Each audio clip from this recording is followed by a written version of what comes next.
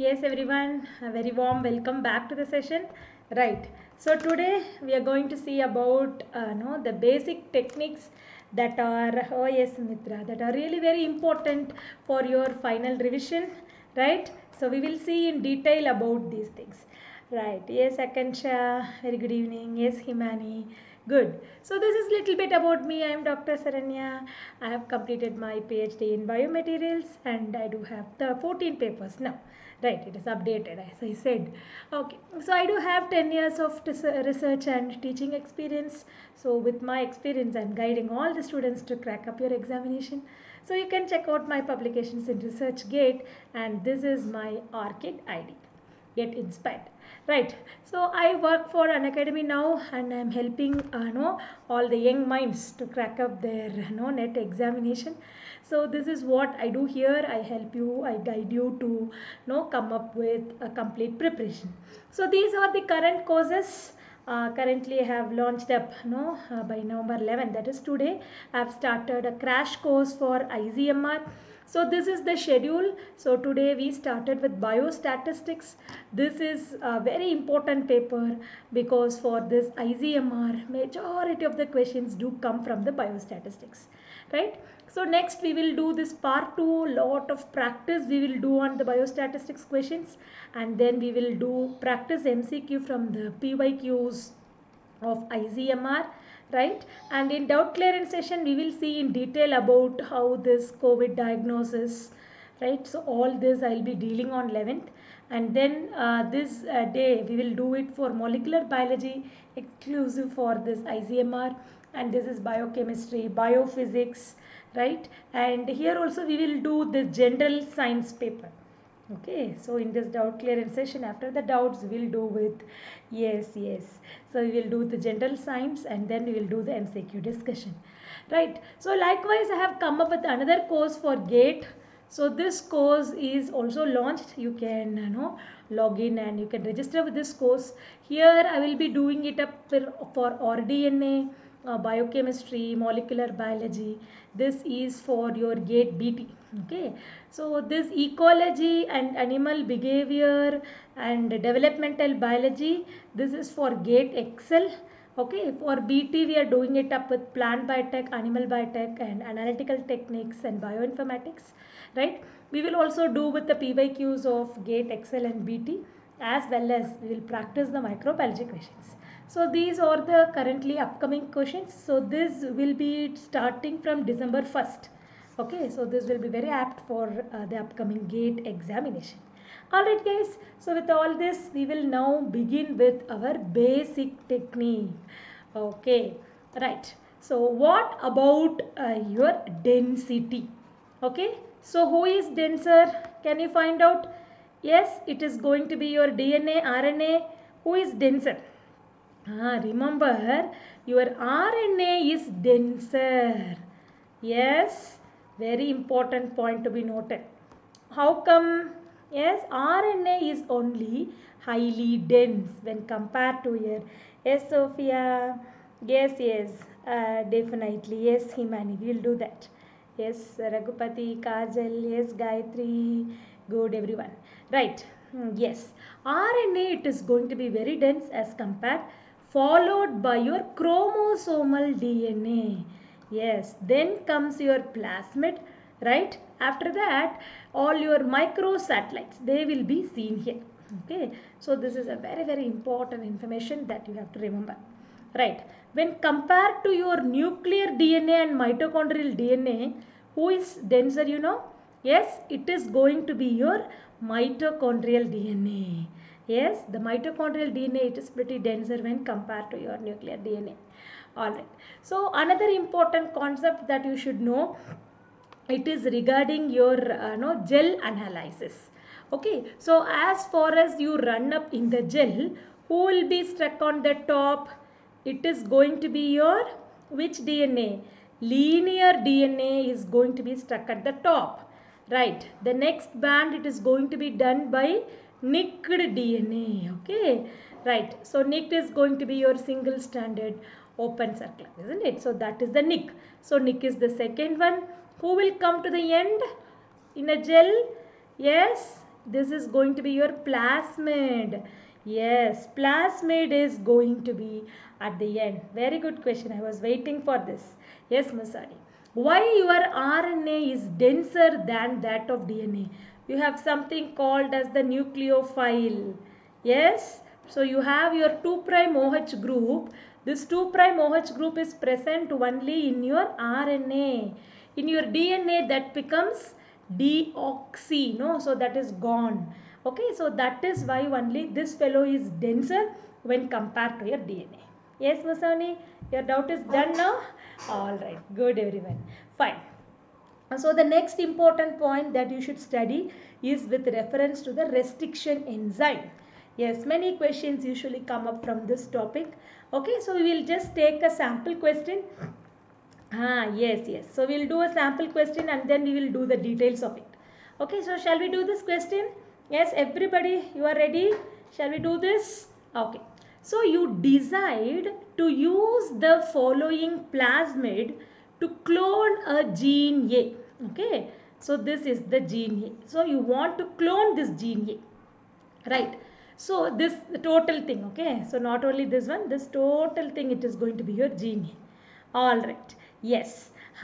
So to clone the gene A, to achieve this, you are going to digest. Digest what? You are going to digest both the genomic DNA and the plasmid DNA using the restriction enzyme. Then what you will do? After cutting it, you are going to insert this here. Isn't it? So that is what you do. You ligate the gene A into the cut plasmid. Finally, you transform them into this E. coli with the ligation mix. Alright, that's good. So the recognition site, yes, for the KPN and SAL1, it is on the plasmid. It is 1 kb apart. So that is a hint they have given. Okay, that's okay. Fine. So this is your plasmid. Your plasmid is of how much kb? 3 kb. You have a bacterial origin. What else? You see a tetracycline resistant gene. So inside that you see that there is a KPN site. You have a HIND3 site, SAL1 site, ZO1 site, ampicillin resistant gene. Okay. So this is your vector. Cool. This is going to be your gene of interest. Yes. So you find that this gene of interest is going to contain your KPN1, ZO1, SAL1, HIND3, KPN1 and HIND3.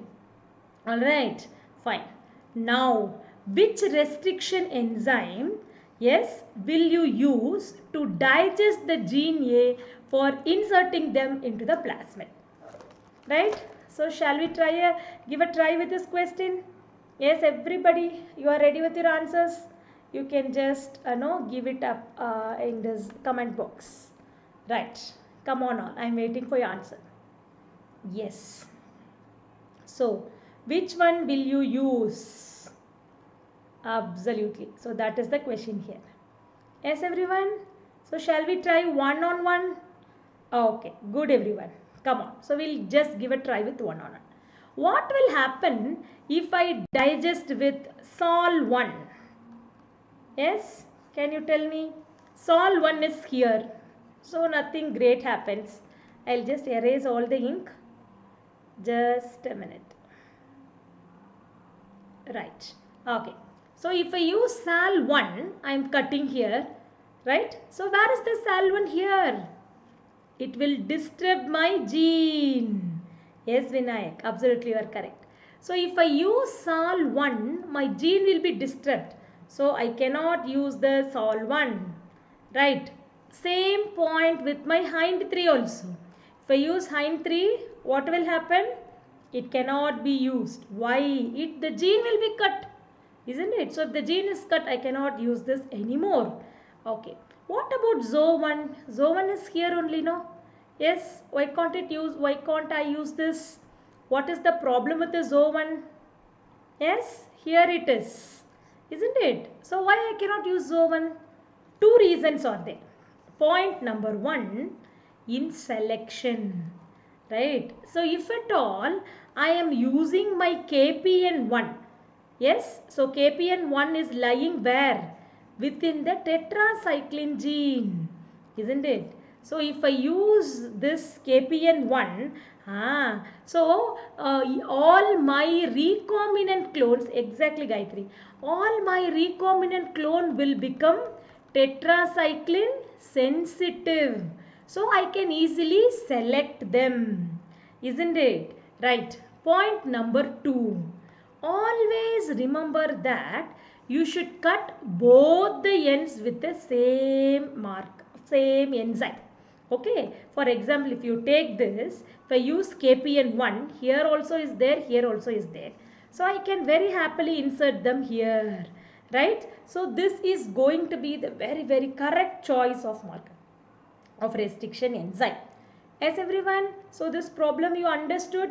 Yes, so you might get a problem from restriction mapping, you might get problem from all this cloning. Yes, absolutely, it is a very high yielding topic, never miss out this. Alright, fine. So what else you should study? Definitely all these vectors. Vectors are very important. You might get a match the following, maybe based upon the size of the vector. Yes, oh good Akansha, yes Musani, Gayatri, Vinayak, absolutely fine. Right, so if at all you are using plasmids, what is the insert size? Very less fellow, just 15 MB. Right, so what about the phage? Phage, they can insert up to 25. Cosmids, 45. Bacteriophage, 70 to 100. Bac, 120 to 300. Yak, it is 250 to 2000. Right, so if you take off with your PBR 322, yes, so PBR 322, it is a very classical example of your plasmid, isn't it? Right, so what are the components? It is going to contain the origin, right? Then it is going to contain your multiple cloning site. Yes, so you call them as a polylinker site. Here they have given only this eco R1. It is a restriction site. Right, apart from that, it is going to contain this ampicillin resistance as well as tetracycline resistance. These are the selectable markers. These are the critical components of your PBR. Okay, likewise you have the phages. Right, phages are little bit better than that of your plasmid because of the size. Right, yeah, size is better with the phages. So under the phages you have this lambda phage. Yes, you have this P1 phages. What else? M13 phages. M13 it is used by the rolling circle model, no? Yes, so they are used to clone your single stranded DNA. It is a very important vector because M13 alone it is used for your Sanger sequencing. Okay, so that is absolutely a very important no kind of vector. Right. Good. And then what about your lambda phage? Lambda phages are also very important. Yes, you could have studied about this PL, PR, yes, CI. So all these are very important. Crow, right? Fine. Absolutely. The next one, yes. So it is going to contain two recognition site for the restriction endonucleases. It may contain the stuffer fragments, right? So if at all the non-recombinant fellows are there, it is going to be very small to pack. Okay, right? So this is about this arm, left arm and right arm. Okay, and then this is going to be the stuffer. Stuffer is removed and you put your gene of interest here only. Right, the right and the left are very essential for integration. Got it? This is another important concept. It is called as the spy selection. So you could have studied the blue-white selection. What is the blue-white selection? You remember, where do you clone your gene? You clone your gene inside the lag Z. So lag Z becomes inactivated, right? So if you add the X-gal, what will happen along with the IPTG? If it is a recombinant, it is going to produce what color? White color. If it is going to be non-recombinant, it is going to be blue color, right? So that is with your blue-white screening. Now we are going to do this spy selection. Yes, absolutely. This spy selection, it is with your lambda phage. Okay, if you take your normal lambda phage, it cannot grow. Where? It cannot grow on your E. coli strains that are lysogenic for Faj2. Okay, so lysogenic for Faj2 means, yes, this lambda is there, no? So already it is going to contain your P2 Faj. Okay, so if this lambda, if it is already, if it is containing P2, okay, then it cannot, no, the lambda, it cannot grow on such E. coli. Yes. Absolutely. Yes, Raghupati. So this red white screening, absolutely. So if at all, no, yes, I'll tell you that only. This is the spy selection. Okay. Yes, a red white, it is with whom? A red white, it is with yeast. Okay. Right. So red white, it is with yeast. Fine. This is going to be the spy selection. This is different, that is different. Alright, I'll tell you about this red white screening also. Red white is exclusive for the yeast. They have this adenine gene. Okay, so that we'll see a little bit later. Okay, right. So coming back to the spy selection, I told you that this E. coli, if it is already containing this P2, will the lambda Faj able to attack this? It is already immune. Isn't it? P2 is already there, no? So this is already immune. So this lambda cannot infect this E. coli. Got it? Yes. So the lambda Faj is spy plus. It is sensitive to P2 inhibition. Okay, why it is sensitive to P2 inhibition? Because it has the red and gam genes which is being inhibited. Okay, but I'll just show you one more slide. We'll just see it with one more time. Yes, then you will be little bit more clear in this. Okay, so see here, this is my E. coli. Okay, so my E. coli, it has no P2. Alright, fine. So now my lambda comes. Can it infect or not? Yes, my E. coli is there. My E. coli doesn't contain any P2. Okay, so my lambda Faj is coming. Can it infect or not? Yes, it is going to infect. Okay, fine. Now you see my E. coli is there. Okay, so it is going to contain the P2 lysogenic genes. Okay, so can lambda infect or not?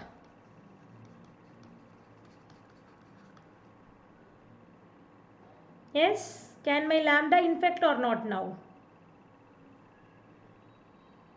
No. Why? Because, yes Kajal, yes Musani, yes Gayatri, it is because of the spy positive. It is immunity to the super infection. Okay, right. Now what I am doing to my lambda, I remove this red and gam. Okay, so my lambda is containing red and gam. No, I am removing this red and gam now. Right. So now here it is my P2 lysogenic E. coli. Okay, so P2 lysogenic E. coli. Can it, this lambda with red and gam minus, can it infect? Now it is able to infect, right? Why? Because the inhibition is done only by my red and gam. Got it, everyone? So who is responsible for the inhibition of the growth? Only the red and gam is responsible. So now if you remove this red and gam, how you are removing this red and gam? You insert a foreign DNA, you insert a recombinant DNA, then it becomes red minus gam minus. Now it is going to be easily selected. Got it? So now is spy selection clear? Okay. So somebody was asking about this red-white screening. Okay, this red-white screening, it is done especially with the yeast. Okay, right. So you have an adenine gene. Okay, so it is called as ADA1 and ADA2. Okay, here what happens? If it is going to be recombinant, okay, then yes Raghupati, if it is going to be recombinant, it is going to be red in color. Okay, if it is going to be non-recombinant, it is going to be white in color. It is opposite to your, which one? Your blue-white screening, isn't it? Why? Because if at all it is going to be recombinant, a gene is inserted. Okay, so that is going to inactivate this fellow. Alright, yes. So he is going to inhibit and it is going to give rise to this red color. If it is not recombinant, that is going to become white color. Yes, Raghupati? So your doubt on your red and white screening is clear. This is spy selection. That is blue-white screening. That is red-white screening. Got it? Okay. So now let us move to the next other variety of your vector. Next is cosmid. So cosmid is going to contain the cos site. So cos site, it is going to give a very good sticky end for the blend fellow. Okay, right. Yes. So that is about the cos. So now let us take a question. See, a bacterial population is there, right? So it has a plasmid. Okay, right. So this bacterial population, it has a plasmid. It is having a copy number of n. Okay. So for example, I am asking you, okay, so this plasmid 1 contains copy number 1. This plasmid 2, right? It contains 2 copy number. Plasmid 3 contains 3 copy number. So which you will choose, 1, 2 or 3? Which one you will choose for your production? With lower copy number or higher copy number? Which you will choose for your production? You are producing something, right? So which one you will prefer, 1 or 2 or 3? Yes, you will go with lower copy number. No, you will go with the higher copy number. Higher the copy number, higher will be the product. Got it, everybody? Right. So absolutely, yes, Jennifer, yes, Vinayak, yes, Gayatri, yes, Musoni. So you are going to go with the higher copy number only.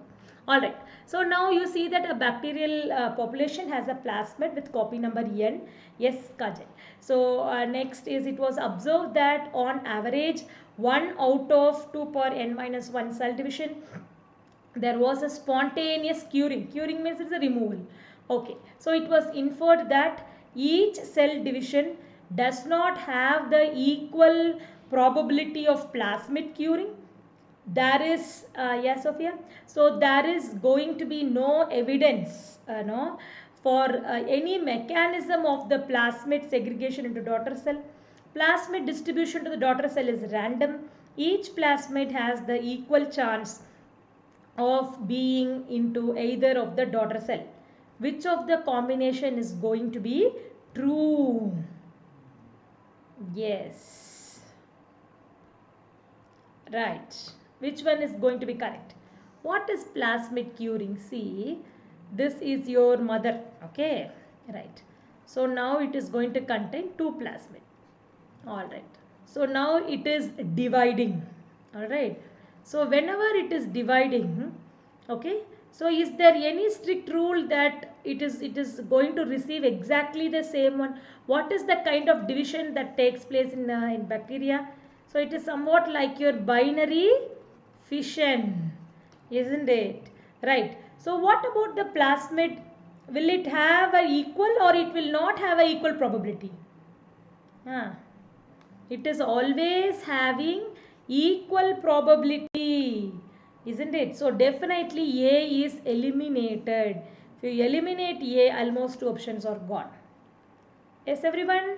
Always it is going to be an equal division, no? Yes, it cannot give one different and one. The probability it is going to be the same. Yes, it is absolutely going to be equal only. So A is gone. Right. So there is no evidence of mechanism behind this. Absolutely. It is true that it is dividing, but we don't have any mechanism to say that it is going to be true. So B is true. Plasmid distribution to the daughter cell is random. Probability is equal, right? But you don't know which is going to receive what, isn't it? So this is receiving 1, this is receiving 2, or this is receiving the second plasmid, this is receiving the first plasmid. Probability it is not equal, but whoever is getting into what is absolutely going to be random. And each plasmid, it has an equal chance of being either in one. This is almost the same point only, isn't it? So all these three are almost the same. First one, if it is equal, it could have been in, but it is not there. So the correct answer is going to be your B, C and D. Yes, yeah, Shivani. So what about the second one? There is no evidence, that is correct. Yes, absolutely. Yeah, Kajal, 4 is going to be the correct answer. So the plasmid distribution is highly random only, and then it has the equal chance. Right. So now let us take a latest question. This is a very old question. No, this is the latest one. The orientation of the cloned DNA fragment. Yes. C option is correct. So correct answer is option 4. Yes. Yeah. Plasmid distribution is random only. Absolutely. Absolutely. Yes. Yeah. So absolutely. So it is going to get into that type only. Okay. So the orientation of the cloned fragment in the plasmid can be checked by, how you will check it? Yes, absolutely. Very important question, very recent question also. Yes. So how it is going to be checked by? PCR using two specific gene specific primers alone. Okay, so the next, it is the restriction digestion with the enzyme that has a single restriction site within the cloned gene and none in the vector. Oh my god. Yes, Ms. Soni Ushara. Using a combination of one gene specific primer and one vector specific primer. Good. So the restriction digestion with an enzyme which has two restriction site within the vector and none in the cloned gene. My god. So what you will do? Definitely will eliminate this D. Yes. Why? It has within the vector and none on the cloned. So it cannot be done. Correct. So see this option A, only gene specific. So we don't know whether it is properly inserted into the vector or not. Gone. So the restriction digestion with the enzyme that has a single restriction site within the clone gene and none in the vector, eliminate. So you have to check. Yes, you have to check whether it is present. You use the PCR. You need not use the restriction enzyme. You use the PCR with one gene specific primer and one vector specific primer. Then you will know that your vector is also there, your gene is also there, your experiment is perfect. Got it, everybody? Yes. If you use restriction site, what will happen? Your clone gene will be cut, no? So there is no purpose, isn't it? So that is absolutely wrong. Right. So only use the gene specific primer. You will not know whether the gene is insert your vector or not. Gone. Right. So option C is going to be exactly the correct one. Okay. Next, coming to the yeast. So under the yeast, you have a variety of types. You have the yeast integration plasmid, yeast replicating plasmid, yeast centromeric plasmid, episomal plasmid and artificial plasmid. You might get a match the following of this type. So definitely you should study this. Okay. So what is the yeast integrating plasmid? Name itself suggests. What it is suggesting? It is integrating into the yeast genome. Okay, so it is not separate, but it is integrating into the yeast genome and it is replicated. How it is integrated? It is integrated by this homologous. Yes, Shadia. Oh, nice. Thank you. Thank you so much, Shadia. Right. So this integration, this occurs by means of the homologous recombination. Okay, right. And it is absolutely going to be unstable wherever there is the absence of the selection pressure. Okay, so it can come out, right? So that is about the yeast integration plasmid. So this is the structure of the yeast integration plasmid. You can see that there are two regions here. Yes, Gargi. So you see the two regions here. What are the two regions? One, it is from the bacteria. The other one, it is from the yeast. Okay, so the yeast is now integrated. Got it? Right. So you have this yeast region and this bacterial region. Under the bacterial region, you have two markers. What are they? AMP and TET. Okay, so from this bacteria, What do you have? You have this ampicillin as well as the tetracycline resistant gene from the bacteria. Got it? Okay. And then from the yeast component, what is the marker you are having here? It is the URA3 marker. Can you see it? URA3 marker. Good. Okay. And then you have this origin, right? So this origin is for whom? This origin, it is going to be for your bacteria. Yes, everybody, it is clear now. So this is called as the yeast integrating plasmid. It is going to integrate into the yeast. Right. The next important one, yes, Raghupati, you can. The second one, it is the yeast replicating plasmid. Here you saw only this origin. Did you see any of the yeast element here? No. So there is no ARS. So it cannot multiply on its own. That is why it is integrating into the host. Then it is multiplying. Okay, so that is the integrating plasmid.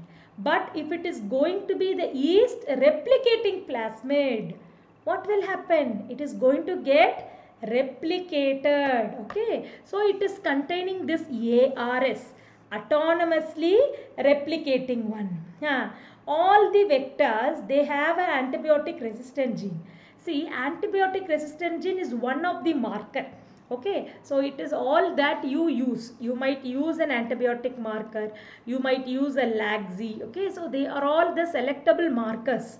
Okay, so majoritarily you use the antibiotic marker. Why you use that? To help in the selection and screening. Got it? So you have studied the selectable marker and screenable markers. Okay, so they only help you to select and screen your elements. That's it. Alright, okay. So the plasmids that contain this ARS, they are the autonomously replicating sequence. Okay, fine. Yes, usually we have seen that the plasmids are unstable. Why they are unstable? Because they do not have the centromere. But this YRP, yes, what it is going to have? This YRP is going to have your ARS as well as this origin. So this origin will help them to multiply in this bacteria. This is an autonomously replicating element. So this can be autonomously replicated. Got the difference between YRP and YIP? Okay. The next important one is YCP. YCP is yeast centromeric plasmid. What are they? They contain the plasmid with ARS and SEN. Okay, it is the centromere. So they are stably replicated and segregated. Here it is only one that is, here they are unstable because there is no centromere. Okay, only this YCP alone, it is stably replicated. Got it, everyone? So shall we just put up a comparison? We have studied about the yeast integrative plasmid, yeast replicative plasmid and yeast centromeric plasmid. Yes, what did we study with the yeast integrative plasmid? It can integrate, isn't it? Right, so it can integrate. So if it is integrating, it will contain only this origin and then it is going to contain your ampicillin resistant gene as well as this URA3. That's it is having. Okay. So about the yeast replicative plasmid, it can replicate because it contains ARS but it is unstable. Why? Because it is going to contain all this along with that ARS is present. Next, it is the yeast centromeric plasmid. It is going to contain the SEN element. This is only stable. So what are the components? It will contain the origin, it will contain the ARS, it will contain this AMP resistance, it is going to contain this URA3 and then it is going to contain the SEN because of which it is highly stable.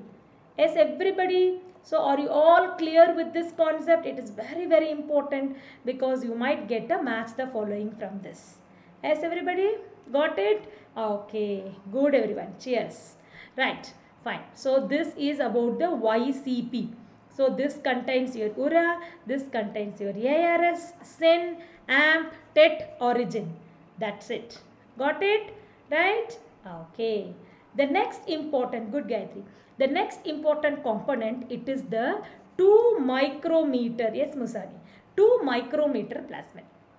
So these 2 micrometer plasmid, they contain this rep 1 and rep 2. This rep 1 and rep 2, they are for replication of the plasmid. Okay, right? So this is 2 micrometer plasmid, no? Yeah, Shivani. This is 2 micrometer plasmid, no? So they contain the rep 1 and rep 2. This is for your plasmid, right? And then there is something called FLP, isn't it? So this is going to convert this A form of the plasmid to the G form. Okay, fine. So you actually don't know what is the function of D. Yes, but this is helping to convert your one form to the other form. Only a form change it is being done. Okay, so shall I just give you a question? Will you try to match it up? Okay, so I have given. Yes, be ready. You are going to do a match the following. Okay.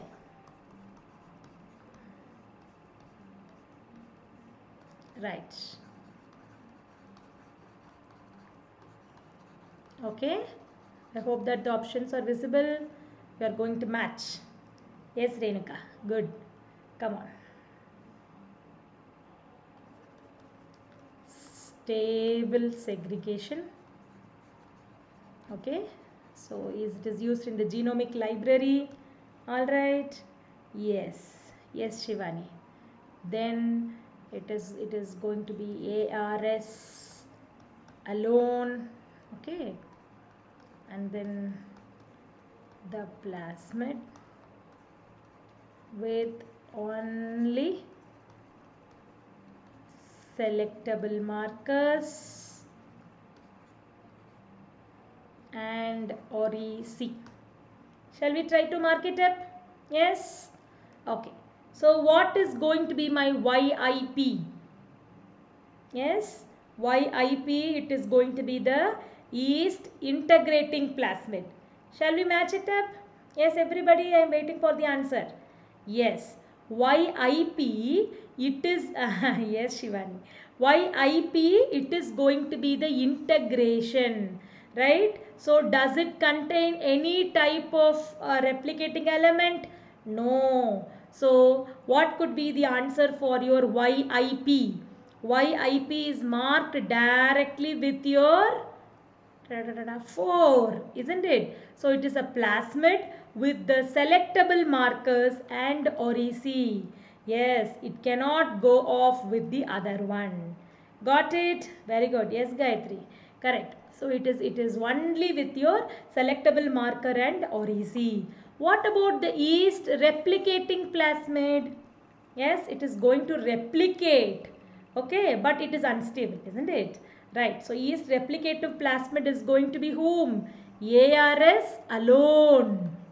It can replicate, but it is going to be unstable. What about your YCP? Yes, absolutely. Yeah, Shivani. So YCP, it is going to be very, very stable. Why it is stable? Because it is going to contain the SEN as well as the ARS. Absolutely. YAC, it is very commonly used in your genomic library construction. Yes, everybody, I hope that, yes, I hope that now all these vectors part is very clear to you all. Hopefully, yes. Okay, that's good, everyone. Fine. So now let us coming back. Yes, Vinayak. Good, good. So now we are coming back to another important concept. So that is based on the Cree-Loxp concept. All right. So what is this concept? Let us see. So what is the Loxp? Loxp, it is going to be the site. Yes. So the site is it is going to contain the base pair. Yes, yes, absolutely, Shivani. Yes, Ramraj. So this is going to be the Loxp site. Okay, so this site is actually flanking region. It is going to mark you, right? Now this Cree, it is actually a recombinase enzyme. Okay, so it is going to do a kind of recombination. You can see it very well in this translocation. It is making a recombination.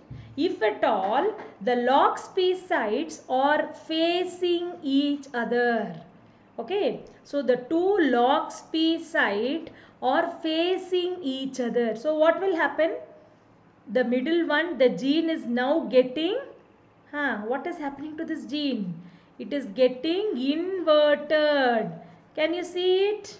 Yes, absolutely. So if it is facing each other, it is going to get inverted, right? If it is both the logs P are facing the same direction, what will happen?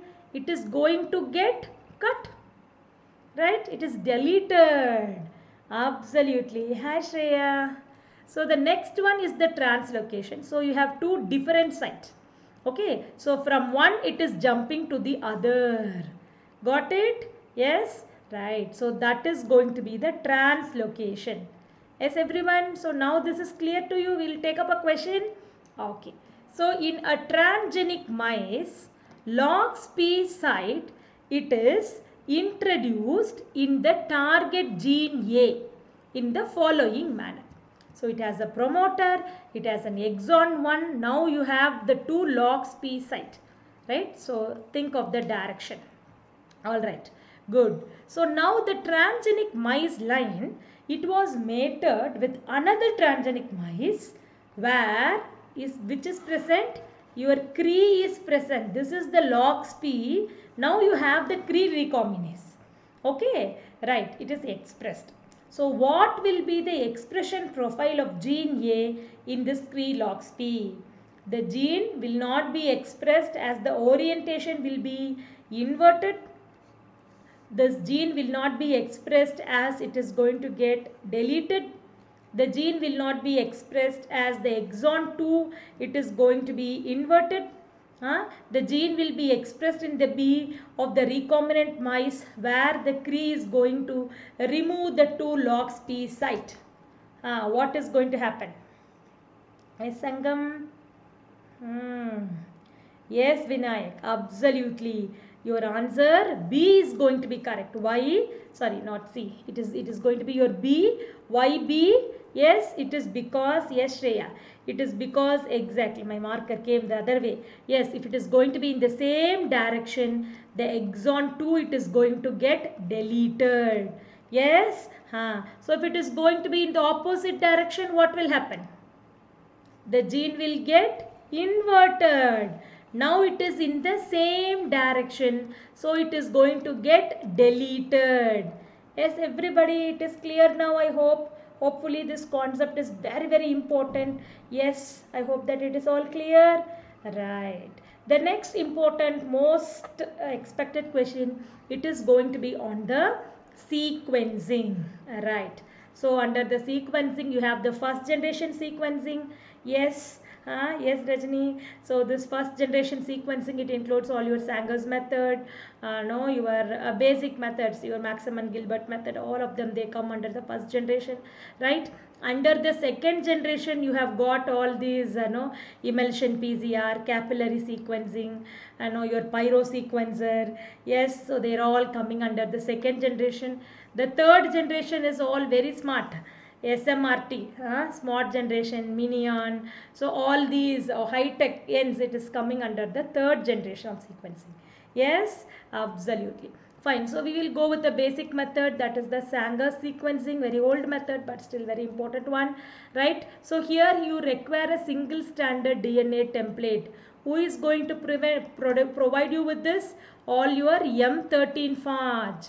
Yes, it is only going to provide you with a single standard DNA template, right? And you require a primer. Yes, absolutely. Pyrosequencing is also important. So a primer for the DNA synthesis is absolutely required. And then you require a DNA polymerase, and then you require a DNTP and DDNTP. Okay, just imagine that what happened is that one scientist was there. Okay, so he had the template. All right, so he had your DNA polymerase, all right, and then he forgot to add the DNTPs. Okay, so he added the primer, right, and then he added the DDNTP. Got my question? So what has happened? Yes, sure, Shubham, I'll motivate. Yes, so it is the scientist, what he did, he took, oh yes, Pamar. So no, it will contain the template, okay, and then it contain the DNA polymerase, and then it is going to contain the ddNTP and primer. Okay, so what will happen? So what is going to be the end product? It is exactly same as that of primer, or it will be the primer plus one nucleotide extra. Yes, there is going to be no amplification, right? Then what else?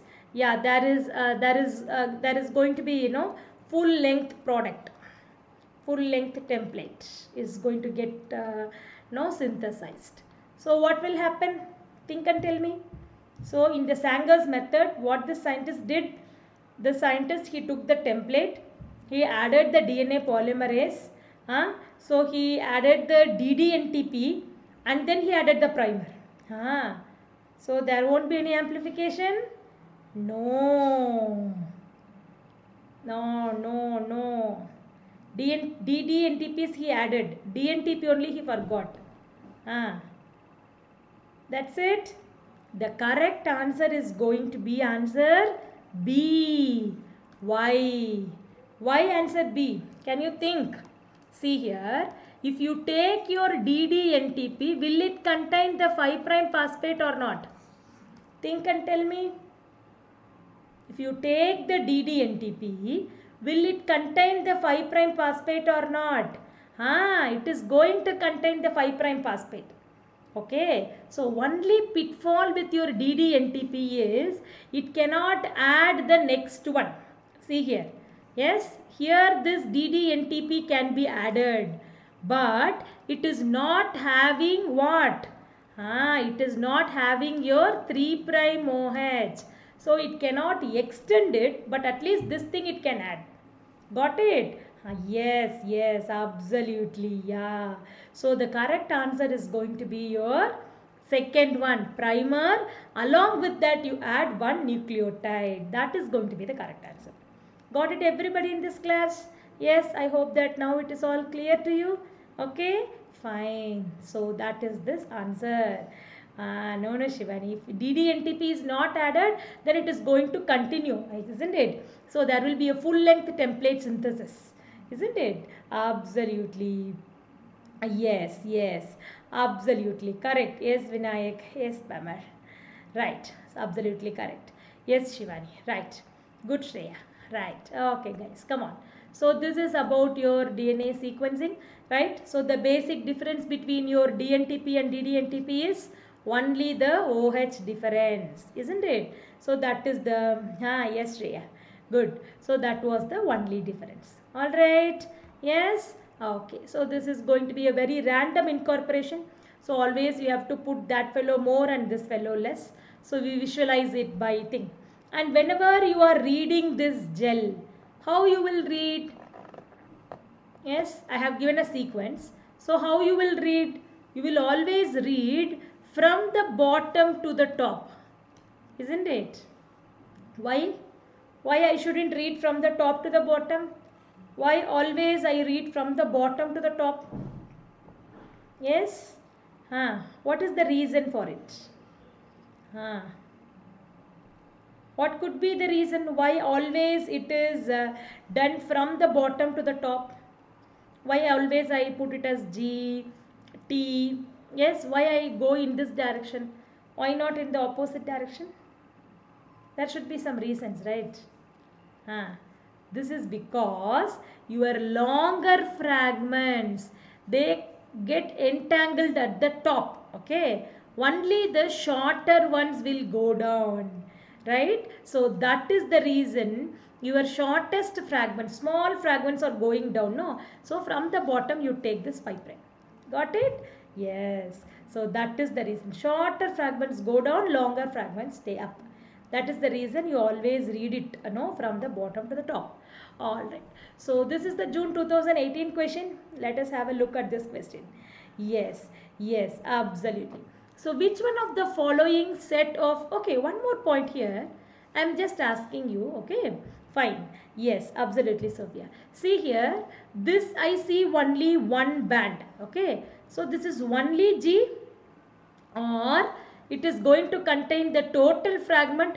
Only this G is containing the P32, so only that is highlighted here. Yes, Satyam. Namaste. Got my point? See, I am having this GG, TAA, ATC, ATG. I am saying that at this first band, which is the longest band, it has this, but P32 labeled G is there. That is why I am seeing this at the top. Am I right or not? All other sequence are present, but only that is highlighted. That is why I see a single band. True or false? This statement is true or false? Yes, everybody think and answer me. Very important point. Yes? True? False? Come on, guys. Come on, everybody. Yes, Satyam. Yes, I'll repeat the question. Yes. See here, I am saying that this first band that I am getting is going to contain the total sequence, but only the first base is phosphorylated by P32. That is why it is radioactive and it is showing me a band, I am telling. Correct or wrong? Absolutely, that is correct statement. Okay? Yes, then only it will be entangled at the top. If it is going to be a single nucleotide, it is just for our representation, we write it as a single nucleotide. Actually, this is going to contain the whole big one. In that whole big one, only one is getting it is radioactively labeled. Got it, everyone? Now it is clear, right? So if it is going to be this one, yes, absolutely, Shivani. The total one is there, but only one is getting labeled. See here, I'll show you. Here, the total one is there, okay? Only this is getting labeled. Got it, everyone? Now it is all clear, right? Absolutely. You are adding the primers. You are adding the nucleotides. Only that one is incorporated. After that, it is ended. Okay, so that is why, yes, Khalid. So that is why this is going to be the correct one. Yes, everyone. So now it is clear to you all. Alright, so don't imagine that it is a single nucleotide. How can a single nucleotide get entangled at the top? It cannot get entangled. We are not using any restriction enzyme also. Okay, so why it is a single band is that nucleotide alone is under the P32 one. Got it? Yes, you can see the difference here. This is the longer fragment. Fragment is long. Only one is labeled. Here you can see it is a shorter fragment. Immediately it got labeled. Yes? Absolutely. Longer fragment. See here, for example, this is my template. Okay. My template is going to be C, C, A. Okay. And then T, T, A, C. Right. Now what I am doing is I am adding my primer. Okay, so my primer is going to be like GGT. This is my primer. Okay, now I am adding my substrate. So that is DNTP and then DDNTP. This DNTP I am labeling it free. I am leaving it free. This DDNTP I am making it P32 labeled DDNTP. Okay. So if at all my DDNTP is incorporated, that is P32 labeled. Okay, right. The incorporation is going to be random. It is not specific. It is random. Now I have a A. Okay, so A may be DNTP. This A may be my DDNTP. That is P32 labeled. Got the difference? Oh yes, Uttal, I'll help you. Don't worry. Wait, I will just redraw the tin. Yes, for everybody's sake, I'll explain it one more time all. So don't worry. Yes, stay cool. I'll explain. This is going to be my template. Okay. Right. So let my template sequence be A, G, G, C. Okay. So my primer is going to be, oh yes. So this primer is going to be TTC.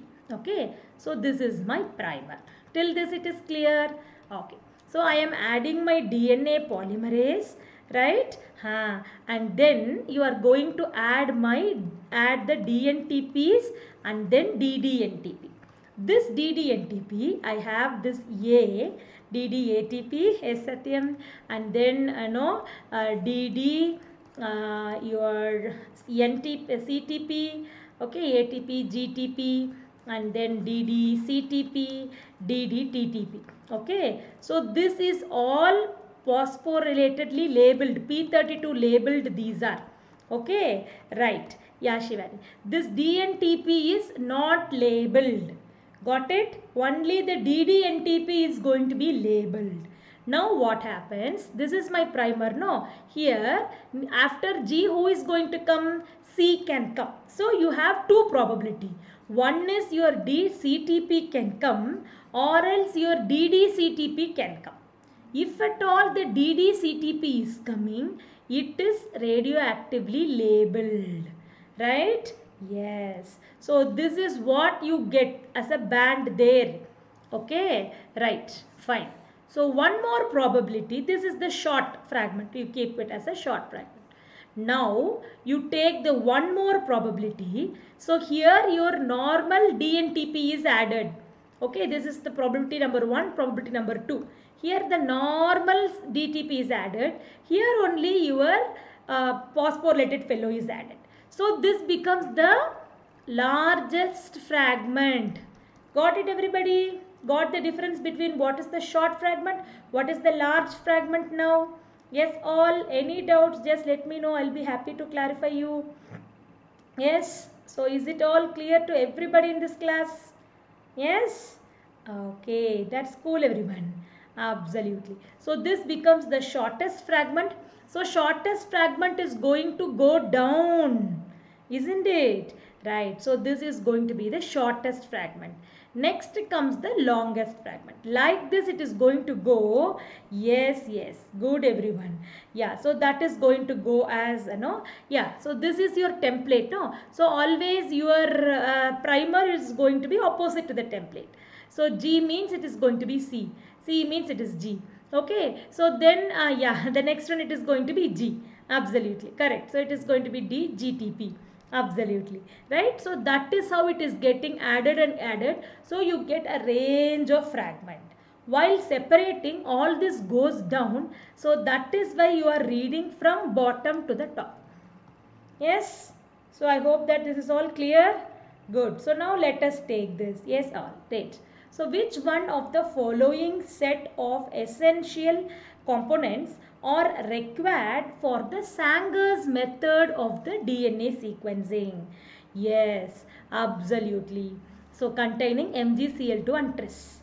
So look at the option: DNA template, primer, 4-deoxyribonucleotide, 4-dideoxyribonucleotide, DNA polymerase. Okay.